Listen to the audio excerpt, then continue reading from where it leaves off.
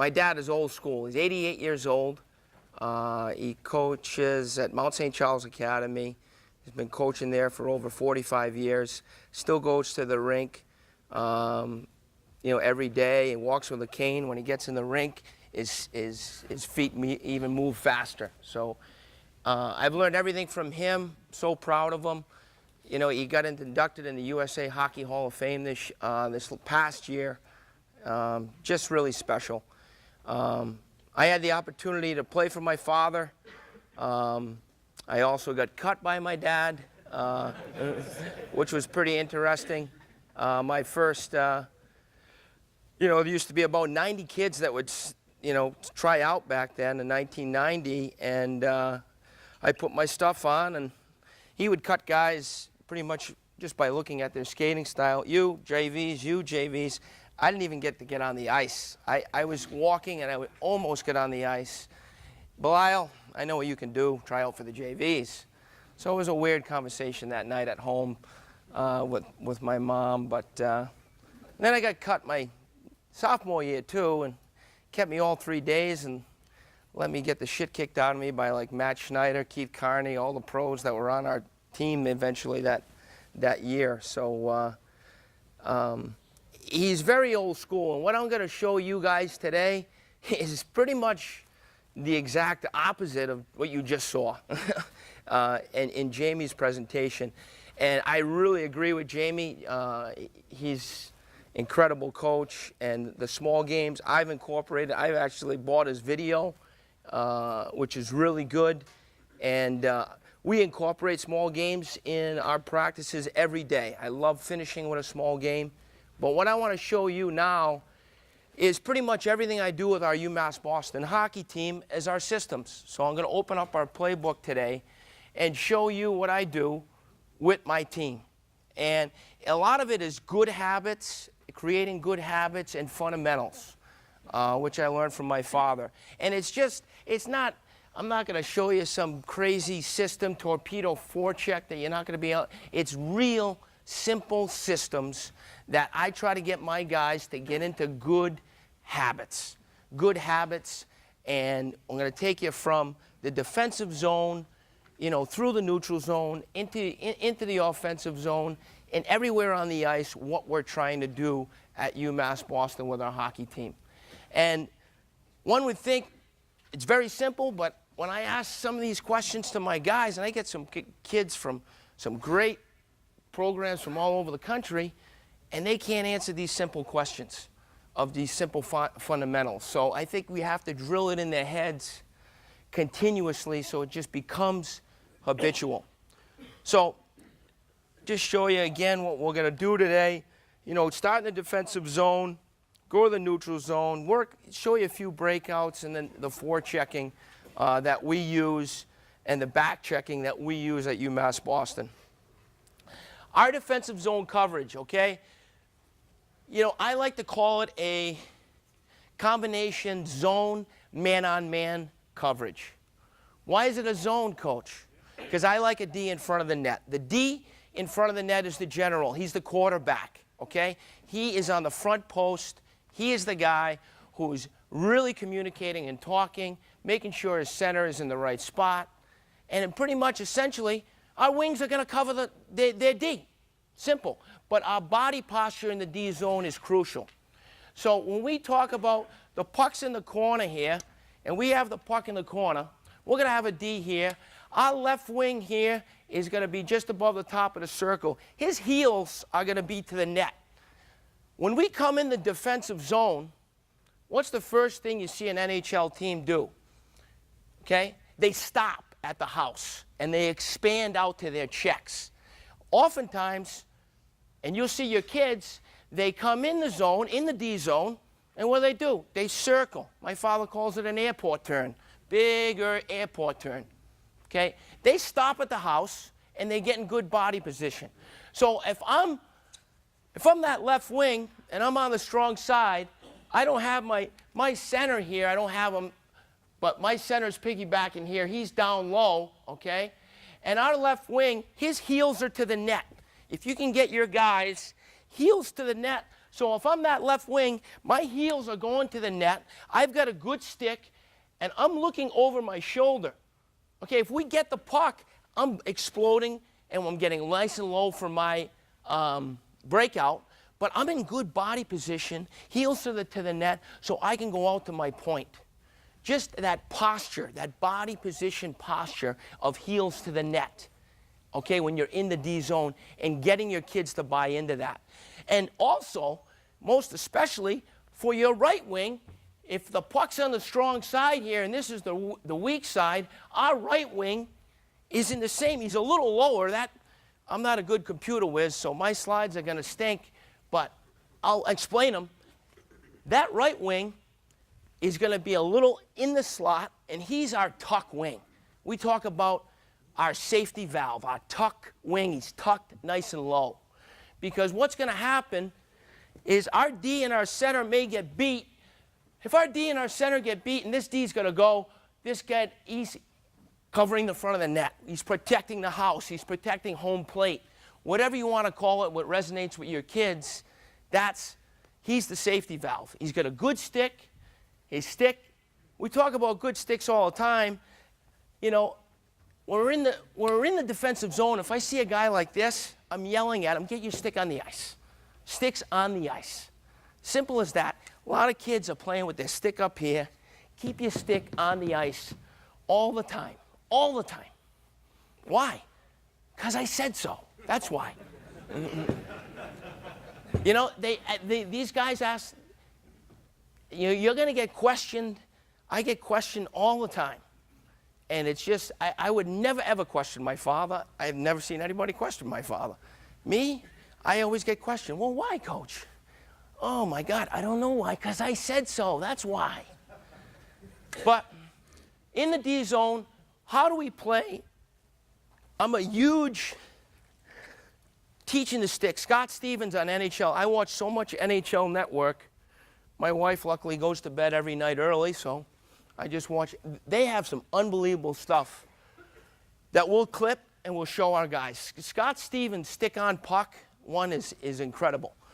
Your stick on puck. If you have the puck, okay, I want to take away time and space.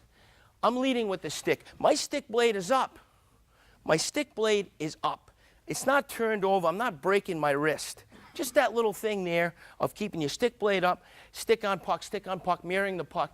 As soon as I can touch my opponent, I better have two hands on my stick. And that resonates with kids. Oh, okay.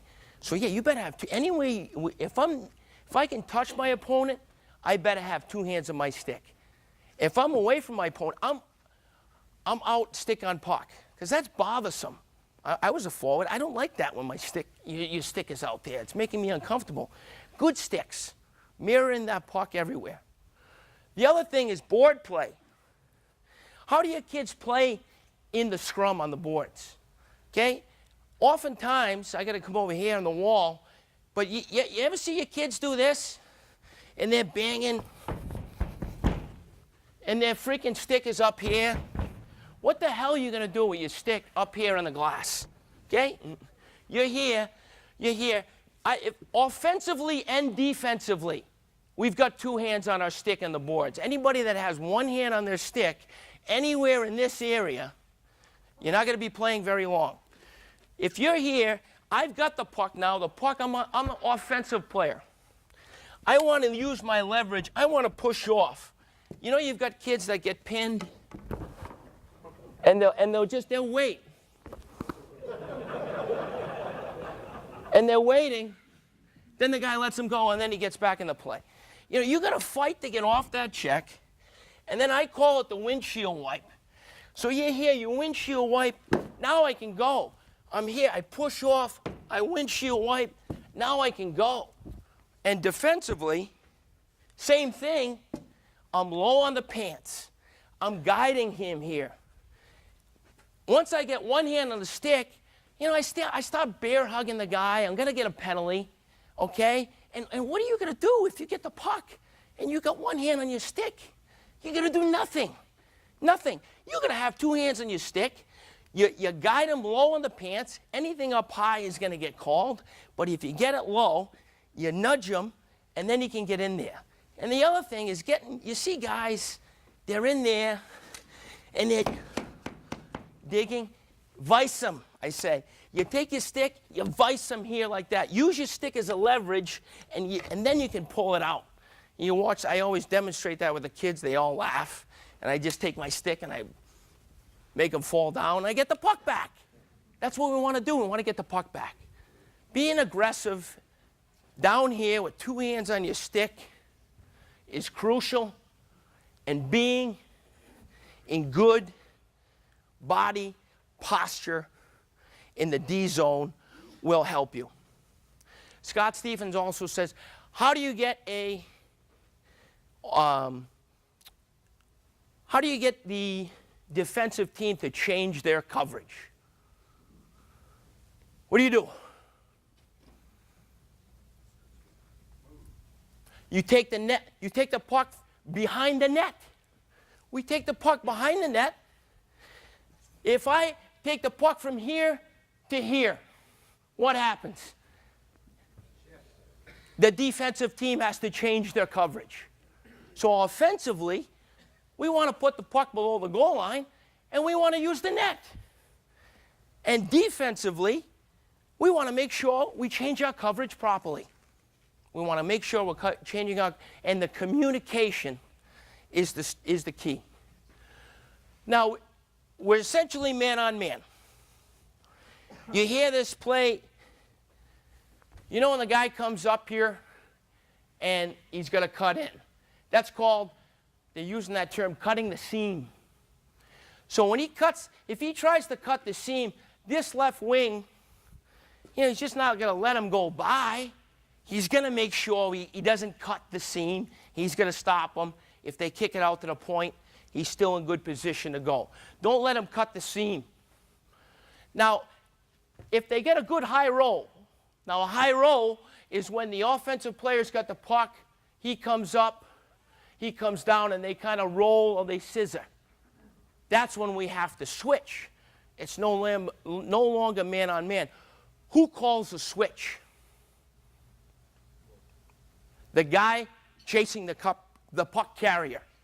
So if he's the puck carrier, okay, and you're on my team, you're the other player, you two guys are scissoring. I'm chasing you. We're going to get picked by each other, right? We're going to bump into each other. I have to call the switch. You can't call the switch. I'm calling the switch because I'm chasing the puck carrier. So I have to communicate. The puck carrier communicates, switch, switch, switch. So then I take you, you take him. Communication on switches. Ideally, you don't want to switch, but you're going to have to. Okay? And you have that D in front of the net. That D here is on the front post. He's the general. Okay? He's not screening the goalie, but he's here. He's ready to break out the other side. Okay?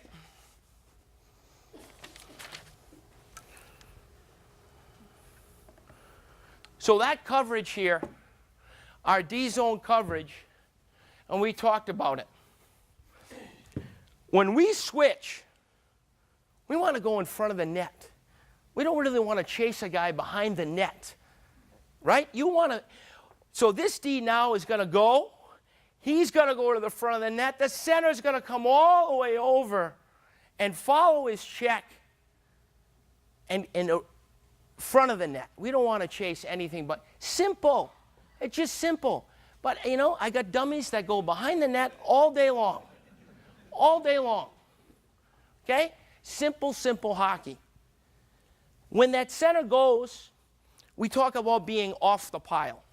If there's two guys in the pile, I call a scrum a pile. Two guys in the pile. When we got two guys in the pile, where's that second guy? He better be off the pile. He's not up against the boards over here. If he's up against the boards, we got two guys up against the boards, and we're the defensive team, not very good. First guy in, second guy off the pile, has got his man, but he's off the pile, ready to react. Just being smart off defensive piles. Blocking shots. you got to be able to block shots. I don't know, now today they got these skate fenders and, you know, you got to get your skates in the lane. So if you're shooting the puck, that's the lane. You watch kids on the film all day long. They get right in the body. You know, they're lined up here. That's not the shooting lane, buddy. Get in the shooting lane where the stick is. And we block shots where our skates are in the lane.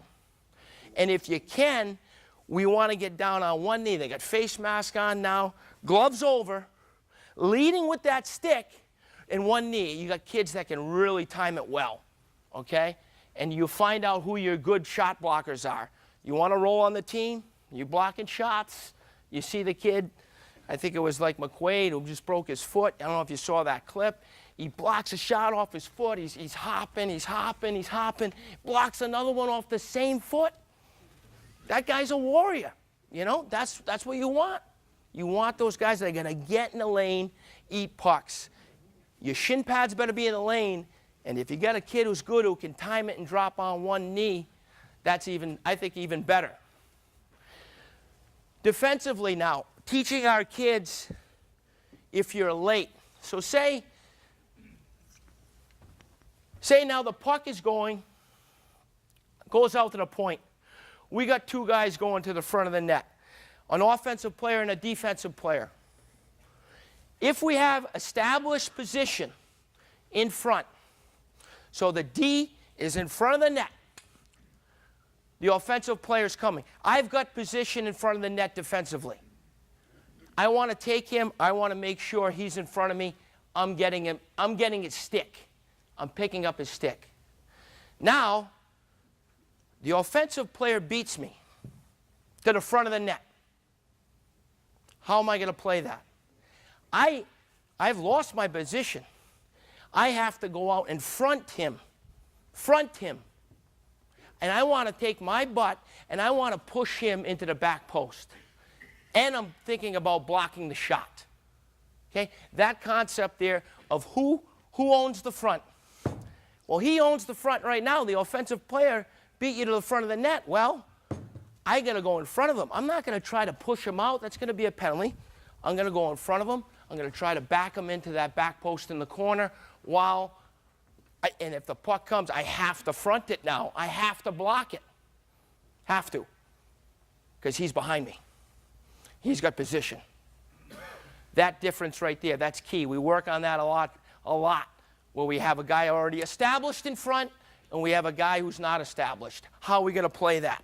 That little nuance of the game. Why are goals scored in the D zone? The biggest number one reason. You're correct, but essentially, puck watching, right? Puck watching. So we're watching the puck. Oh, God, the guy was over there on the other side. Yeah. You know, we've got to get the guy, you know, don't stare at the puck. Swivel heads. Swivel head. Puck staring, you know, besides your 2-on-1 goals, but rebound goals, it's all puck staring. Shot from the point, oh, geez, okay, rebound goal. Shot from the point, don't puck stare, okay? Make sure you get that guy, get his stick. Puck staring. And that's why that defensive posture can help. And when you position your guys and you get them with heels to the net, it's tough to puck stare when you're in good posture. It helps.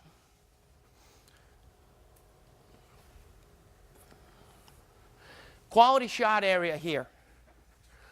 Quality shot area. Definition of coverage. Coach, all right, I'll ask the question, hey, what's the definition of coverage? Well, I don't know, Coach. Well, you can't receive a pass. You can't give a pass. You can't take a shot. You're covered. How are you covered? Very tight. In this area, we have to be covering all those men or women in front of your net. And you're covering your tight coverage here. Extremely tight coverage.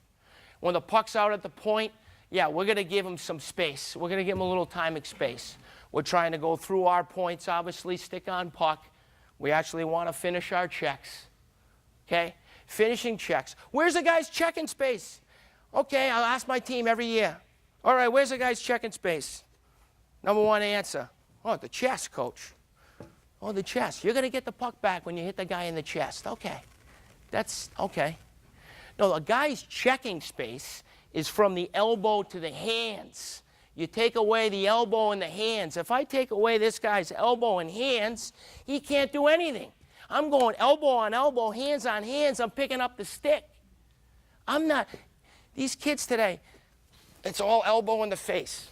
Elbows in the face. This is really good for us here. We're going to get the puck back like this. We're going to get the puck back like this. We're not. We're going to keep two hands on a stick, and we're going to go elbow on elbow, hands on hands. And a great simple drill to do is just do a little angle drill. Put this guy here, put a guy in the corner, put a guy over here, have him come down. Have him angle him. Just angling. Just having him come down and try to get a shot and just try to have him angle here. He's almost, when you angle a guy well, you almost have to get behind him and chase him down. And then you can go elbow on elbow, hands on hands, and ride him off in the corner. We'll do that drill to start practice. We'll actually have guys here and guys in the far end. This guy's just coming all the way down, and he's taking a shot. Okay, Jamie Rice wouldn't like this one. It's just 1-on-0 and okay. Coming down here. This guy here has to come all the way up over the red and chase him down. This guy here, the only rule you have for him is he has to stay dots over. Once he gets to the red, yeah, cut to the middle. We want to get better. We want to get greedy, cut to the net. We want that. This guy here, he has to come and not let him. We're protecting the middle. We're angling him here. Simple angle drill. And you can do it both ways, too. It's a good shooting drill to warm up. So if you have your anglers here, and then you have your shooters, the guys going down, you could cause a death right here with two guys kind of coming at each other with a puck. So I put actually little lanes of cones. So one guy's got the outside lane, the other guy. And then after we get the red, we want to cut to the middle. Over here on a cycle, we want to, stay with our man on the cycle. We talk about short cycle, long cycle. What's a long cycle, coach? Oh, I don't know. A long cycle is taking the puck and putting it behind their net where a high guy can go and use the net. A short cycle is dropping it below the goal line and cycling. Okay? We could cycle all day long and not get a shot off. We eventually have to have a long cycle where the puck's going to be behind the net. Now we can change their defensive zone coverage, and then now we can beat a guy where he's not tight in the quality short area and hopefully get a chance. So I'll do a drill with our guys. We'll do 2 short cycles. It's a quick 2-touch. Third one, long cycle, attack the net. Just a simple drill like that. When we do a forward D split, forwards will be down here. I'll have the forwards down here. I'll chip a puck. They cycle it twice. Long cycle. The art of, and the pros do it so well, they just put the puck perfectly over here. So guys, it's not too far so it gets wrapped. They just cycle it and really, that touch to land it behind the net so this guy can use the net and make a play with guys attacking the net. Tough for the D, tough for the goalie. Good offensive play there. Protecting the house. Some defensive zone. Want to give you guys some drills. Defensive zone, practice in D zone. We do the Michigan State tire drill. I got this from Michigan State. I have 3 pucks. You get 5 guys in the zone offensively, 5 guys defensively. Chip a puck in. Chip a puck that's maybe not easy for them to handle. a tough puck, you play in quick little D zone. They got to chip it out. Good habits. They have to chip it out off the glass. Okay, they have to chip it out off the glass. Okay, that's one. Puck two. On puck two, the defensive players, they have to come, you put some tires out there, they got to go around the tires. Now, you know, we're going to change. Now our defensive posture is going to change. I chip another puck into the offensive players. They should score. You're creating a little, even tougher for them. They got to chip the puck out off the glass, and then a third puck. I also do the merry-go-round drill, where, and you'll laugh at me, but we'll do it. 5 guys around the front of the net, and we're going in a merry-go-round, merry-go-round, merry-go-round. I blow the whistle. I zip a puck to the offensive team. Those guys are going to read and react and get into defensive zone. 3 pucks out off the glass. Just being interchangeable. Being interchangeable. Your center, okay, your center might fall down in the O zone. And, I mean, I can put the slide up here, but we don't do this. But I try to teach it. Being interchangeable. Usually, puck goes in the corner. You think the left wing's actually going to go take the center's job down low? No way. He's going to stop right at the circle, take his point man. Hey, I'm doing my job, coach. Not my problem. You're going to be interchangeable. Left wing's going to know he's going to go down low. Center's going to take that point. Being interchangeable. Okay, same thing on this side. Right wing's here. He's going to help. Maybe the center got tied up down the offensive. He's the last guy back. Being interchangeable. That's not easy to do, but if you could teach it, you're a better man than me. Breaking the puck out. What's the 10-foot rule, coach? 10-foot rule. If you make a bad play at the blue line offensively and don't get it in, I'm going to chew your ass. If you make a bad play in the defensive side of the thing and you don't get it out, I'm going to chew your ass. That's pretty much the 10-foot rule at both blue lines. So, I'm all for creativity and making plays. I want you to, 3-on-2. Yeah, we're not going to dump it in. We're going to make a play. We're going to drive the net. But a 1-on-2, and you see the guy try to go split the D, and we're going the other way. Oh, you're going to get it when you get back to the bench. You're going to get it.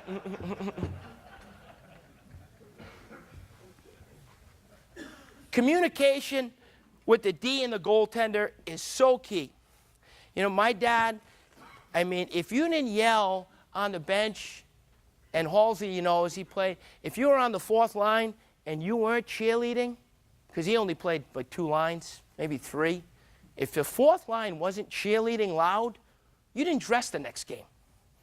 Communication, being team first. I have 2 rules. Number 1 is team first. That covers a lot. That covers Saturday night in the bar. That covers, I'm not playing. Why am I not playing? I try to communicate with our kids why you're not playing, and they don't get it. As much as I try to communicate to them, you can't catch a pass on your backhand. That's why you're not playing. Work on that skill. And they'll come to me, well, why, you still can't catch a pass on your backhand.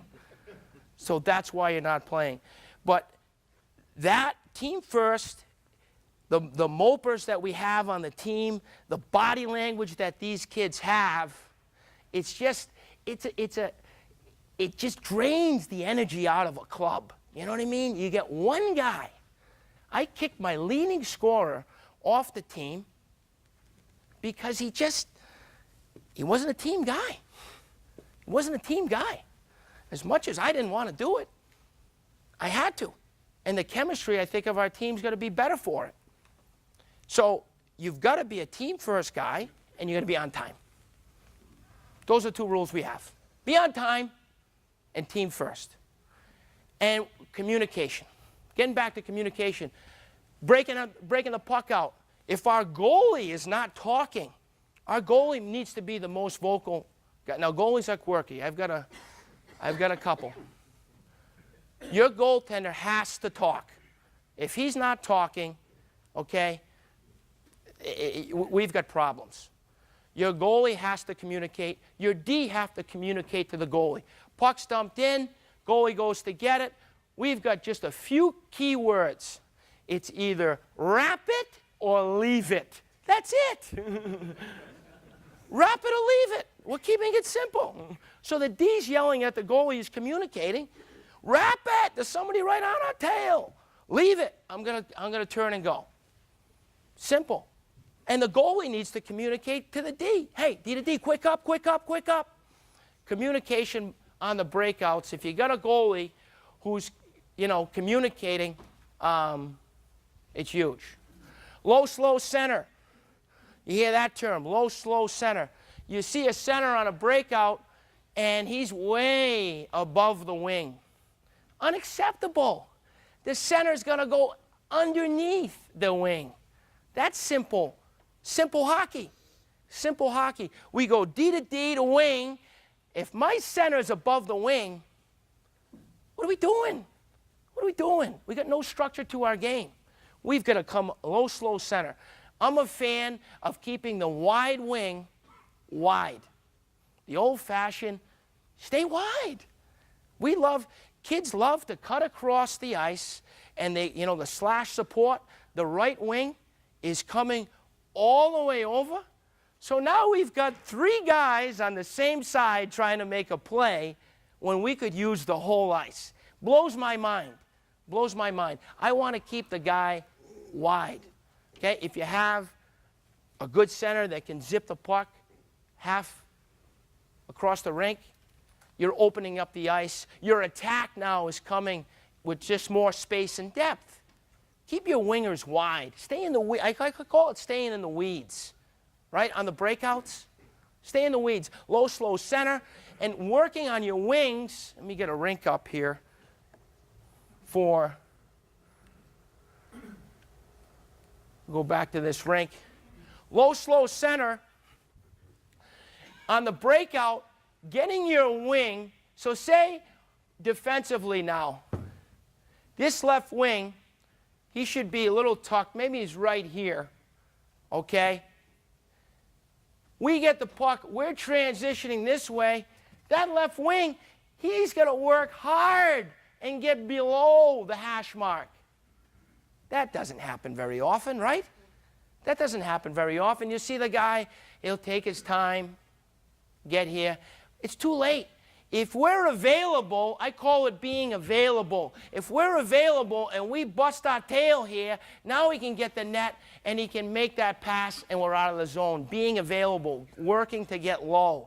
Low, slow center. Fundamentals of the game. Staying wide. All those simple concepts on the breakout.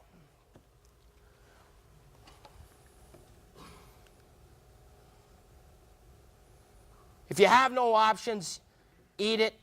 Don't throw it away. Oh, the other thing I can't stand, so the kid's got no options. He's going to go behind our net and try to tie it up in his skates. Okay, that's a good play, pal. What do we want to keep the puck 5 feet away from our net. That's what we want to do, okay? We're going to tie it up right next to our net. That's really, really smart, okay? Let's chip it out of the rink, chip it off the glass, do anything but, go against the boards. We need a change, coach. Well, that's not the way to get a change because I haven't seen many.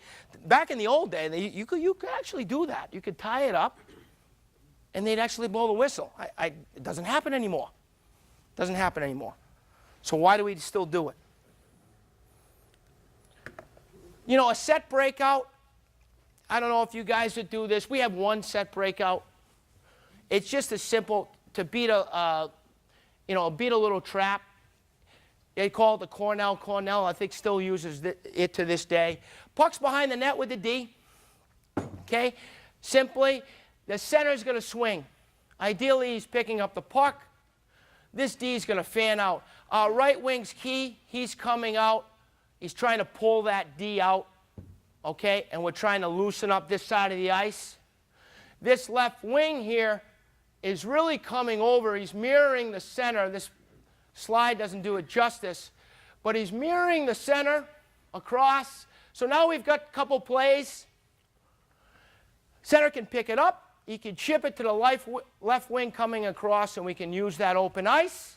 Or center's coming across. He picks it up. We go back to the D, and we hinge out the other side. That's ideally. They take it away, coach. They're not going to let the center pick it up.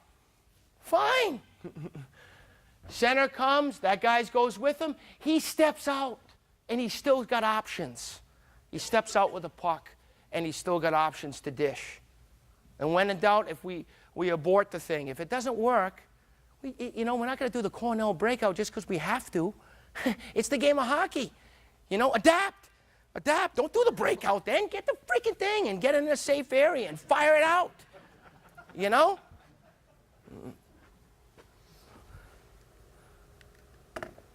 Canisius breakout, just another one.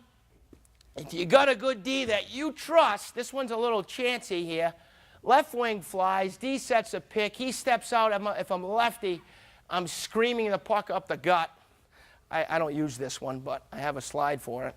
So you're taking the puck and you're firing up the middle of the ice with the hopes that a guy can deflect it with two guys coming at you at speed. I call it Canisius. When I was in the Atlantic Hockey with UConn, Canisius would do it, and they'd do it well, and they'd get a lot of chances. They had some speedy wingers, and kid would just, do a little deflection, and they'd be in the zone. If you got a good D that you trust, that knows when it's not there. Neutral zone forecheck. Halsey played for my dad. I got to be honest, I never knew what a neutral zone forecheck was until I got to college. I didn't know. There's a couple ways you can do it. You can send your wingers at the D. You can protect the middle. And then, but having some kind of structure in the neutral zone to forecheck and get the puck back. That's what we want to do. So whatever we're going to do in the neutral zone, we're going to do it aggressively. And I say our first forecheckers, we're going at that D. Well, how do we go at that D, coach?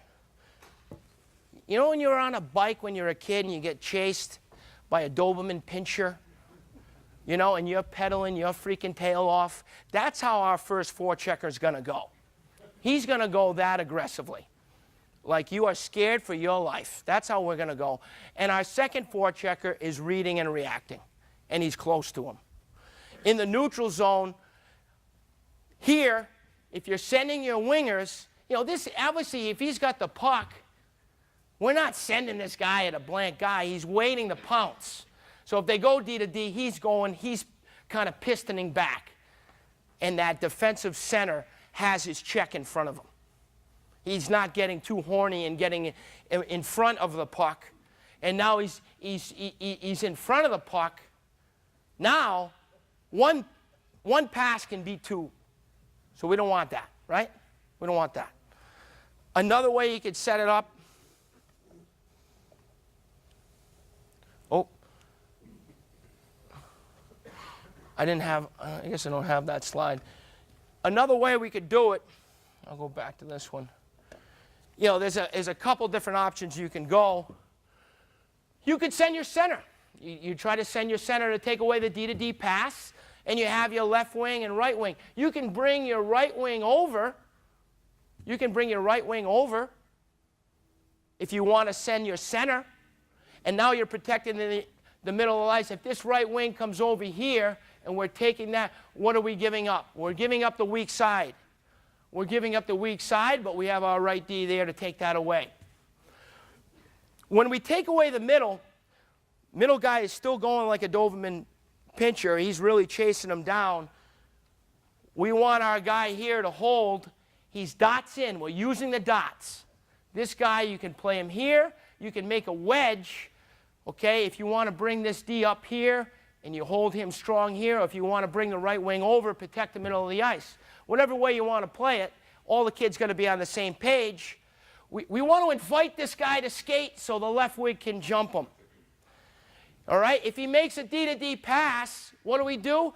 We re-attack the other side. We re-attack the other side. Don't make him make another D-to-D pass. This guy stays in good position, and then that guy here can go. But neutral zone forecheck, being on the same page. And we'll do a neutral zone scrimmage.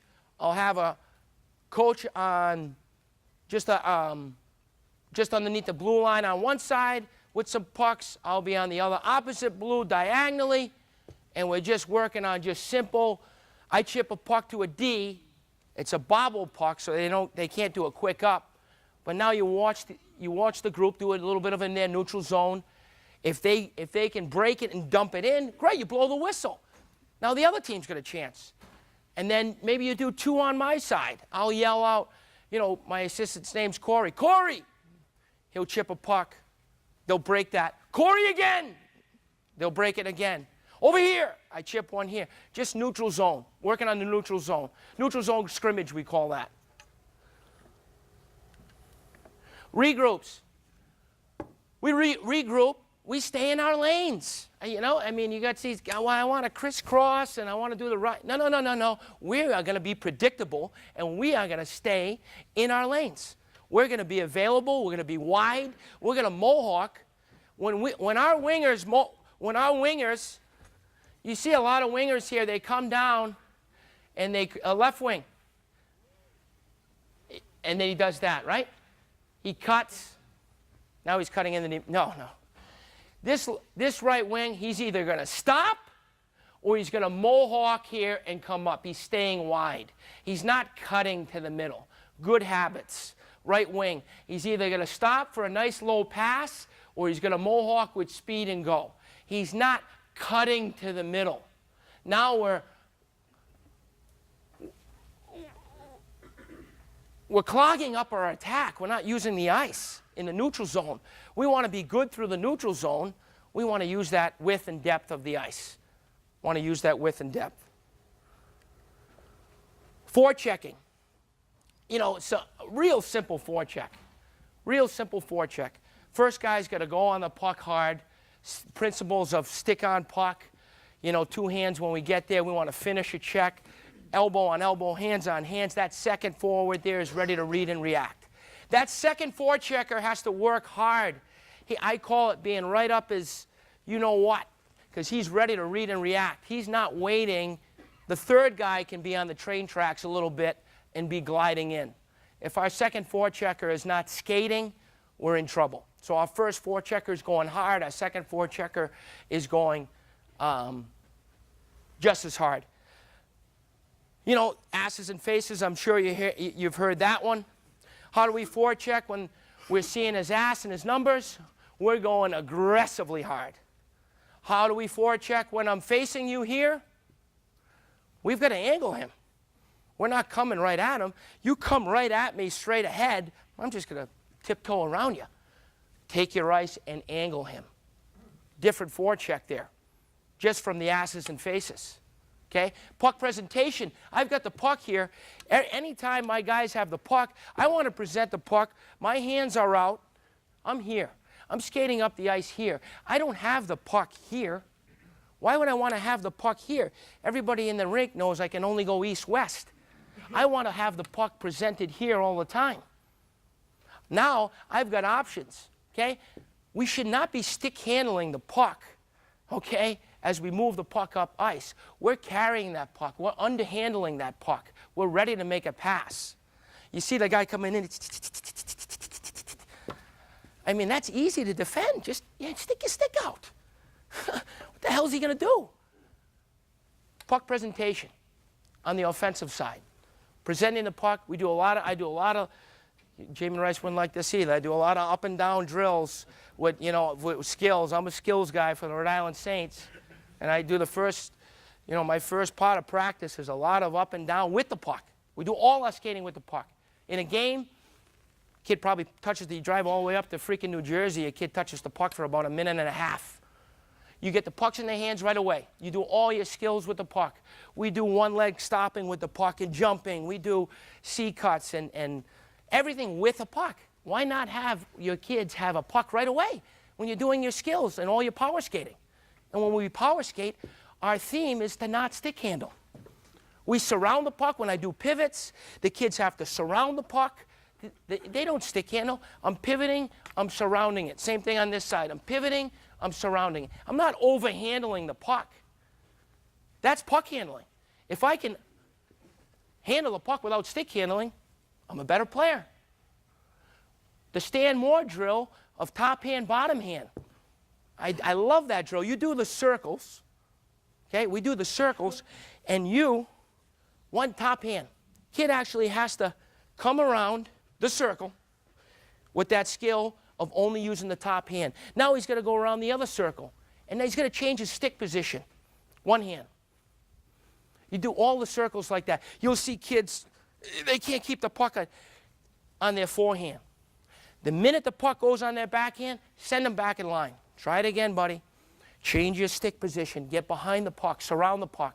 Then we do bottom hand. Stick out. Imagine a beach ball around. You got to get these kids, you know, their shoulders like they got the chicken arm. Beach ball around the body. For one hand.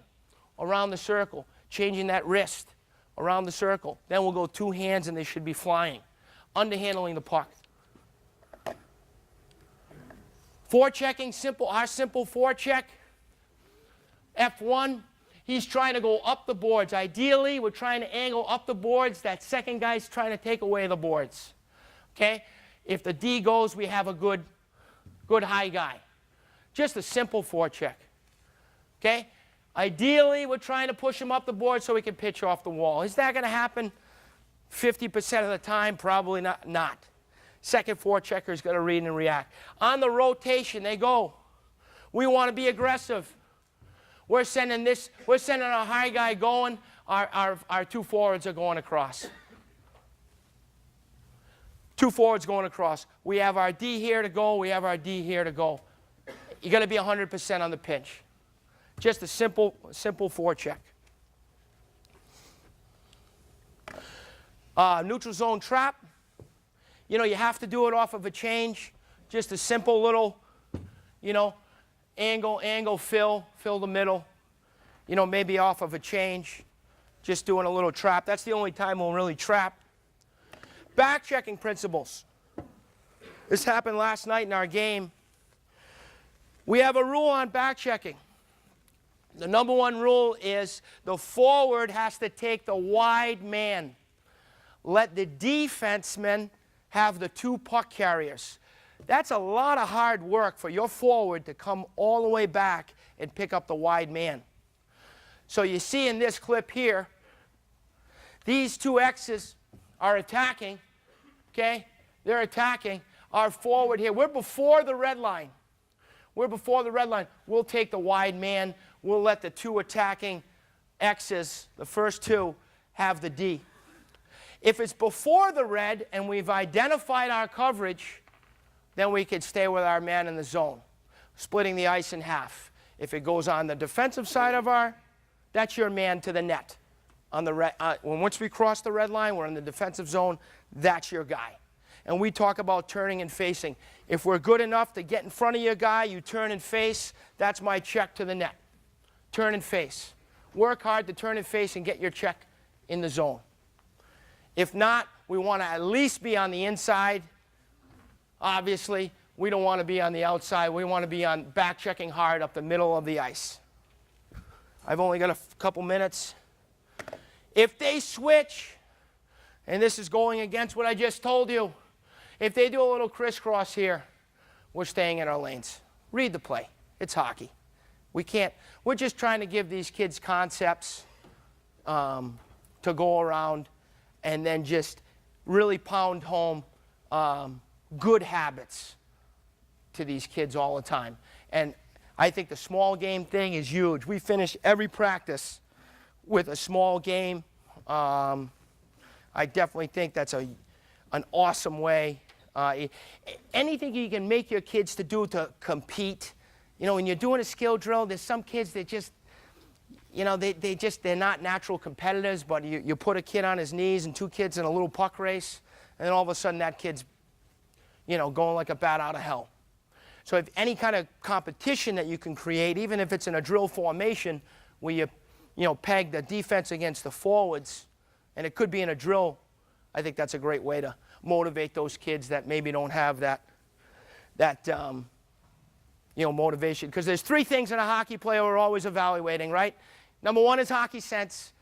Kid's got to become a student of the game. He's going to watch a lot of hockey. He's going to, watch his best player, have some hockey sense. Number two, you want speed. My father always told me if I wasn't so small, fat, and slow, I could have been a Division I hockey player too. You need speed, and I think the last most important piece is being strong on that puck. If that puck is there, you got to love those kids that are going to rip their kids' arms off to get that puck, that compete level. Those three things make a hockey player. Thank you, guys. I don't think I'm out of time. I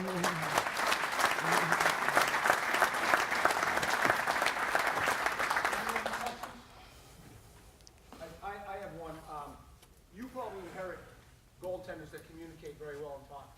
The youth hockey coach, what advice would you have to the youth hockey coach to try to create that environment and try to get the goaltenders to communicate? Definitely do some drills in practice where you're just simply dumping a puck in with no pressure. And that's what we'll do. We'll dump a puck in with no pressure, maybe even just with a coach, and we're using our play calls. Leave it, wrap it, and tee it up. If the guy's going, just tee it up on the goal line, right below the goal line. Just practicing that communication, I think, is, and getting in the habit of getting your kids to talk. I go the extreme where every pass in my practice has to be called for. And it's a lot of hard work. You got to get your assistants on board to, dish out push-ups for every kid that doesn't call for their pass. And we're doing a simple shooting drill, and I got to stop practice, and I got to come over, hey, Johnny, you didn't call for your pass. Well, we got to get into good habits. We're calling for all our passes. It's not just, on Tuesday everybody's got to call for all their passes. We got to get into those good habits of communicating. They talk so much in the freaking locker room. Why can't they freaking talk on the ice? Anybody else? Good?